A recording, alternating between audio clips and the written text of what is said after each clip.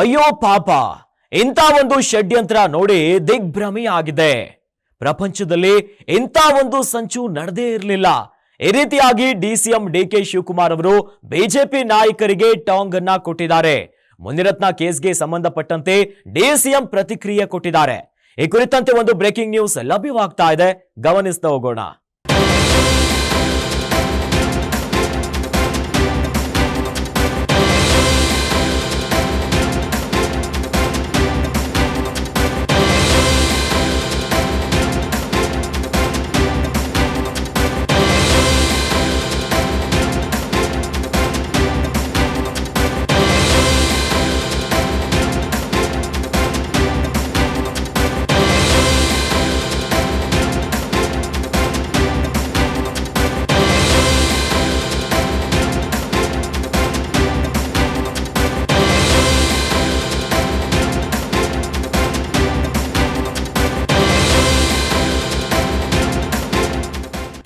ಪಾಪ ಅಶೋಕ್ ವಿರುದ್ಧದ ಷಡ್ಯಂತ್ರ ನೋಡಿ ದಿಗ್ಭ್ರಮೆಯಾಗಿದೆ. ಪ್ರಪಂಚದಲ್ಲಿ ಎಲ್ಲೂ ಕೂಡ ಈ ರೀತಿಯ ಸಂಚು ನಡೆದಿಲ್ಲ ಅಂತ ಹೇಳಿದ್ದಾರೆ.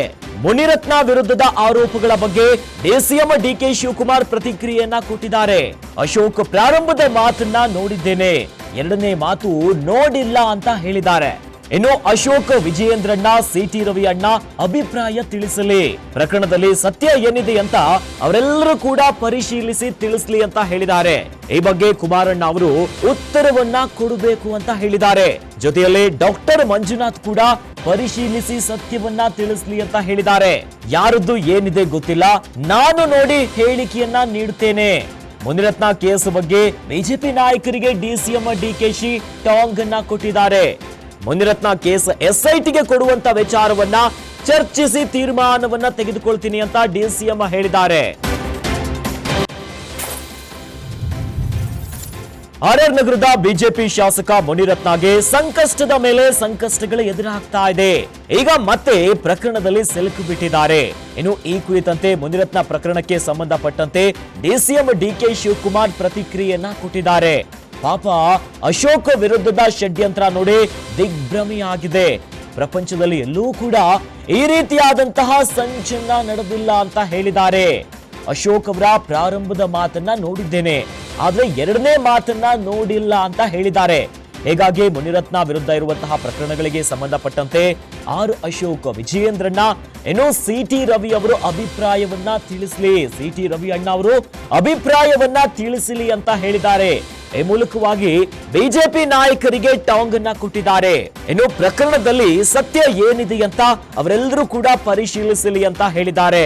ಇನ್ನು ಈ ಬಗ್ಗೆ ಕುಮಾರಣ್ಣ ಅವರು ಉತ್ತರವನ್ನ ಕೊಡಬೇಕು. ಈ ಬಗ್ಗೆ ಡಾಕ್ಟರ್ ಮಂಜುನಾಥ್ ಅವರು ಕೂಡ ಪರಿಶೀಲಿಸಿ ಸತ್ಯ ಏನಿದೆ ಅಂತ ತಿಳಿಸ್ದೆ. ಯಾರದು ಏನಿದೆಯೋ ಗೊತ್ತಿಲ್ಲ, ನಾನು ನೋಡಿ ಹೇಳಿಕೆಯನ್ನ ನೀಡ್ತೇನೆ ಅಂತ ಹೇಳಿದ್ದಾರೆ. ಮುನಿರತ್ನ ಕೇಸ್ ಬಗ್ಗೆ ಬಿಜೆಪಿ ನಾಯಕರಿಗೆ ಡಿಸಿಎಂ ಡಿಕೆ ಶಿವಕುಮಾರ್ ಅವರು ಟಕ್ಕರನ್ನ ಕೊಟ್ಟಿದ್ದಾರೆ. ನನಗೆ ಅಶೋಕ್ ಪಾಪ ಅವ್ರಿಗೂ ನಡೆದಂಥ ಒಂದು ಷಡ್ಯಂತ್ರದ ಬಗ್ಗೆ ನೋಡಿ ನನಗೆ ದಿಗ್ಭ್ರಮೆ ಆಗಿದೆ.